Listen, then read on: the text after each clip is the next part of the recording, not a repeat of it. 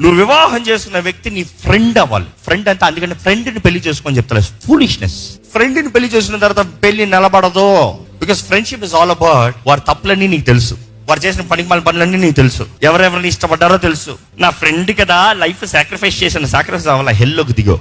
దాని తర్వాత ఉంటుందో చూడు, once you become a husband, the title husband వచ్చిన వెంటనే వస్తుంది రోషం, జీల్ వస్తుంది. ఆ జీల్ వచ్చిన తర్వాత జ్ఞాపకం వస్తాయి పాతే. ఎప్పుడో ఒకసారి కలుస్తాడు ఎవడో ఒకడు, ఆ పాతోడు, హాయ్ హలో. ఇంకా రాత్రి డిస్కషన్ స్టార్ట్ అవుతుంది. అప్పుడు ఎట్లా చేసావు, ఏం జరిగింది? ఫ్రెండ్ కూడా అప్పుడు ఎన్ని అడగలే, పర్వాలేదు అన్నావు. ఇప్పుడు start, now your digging in your marriage bed is dishonoured.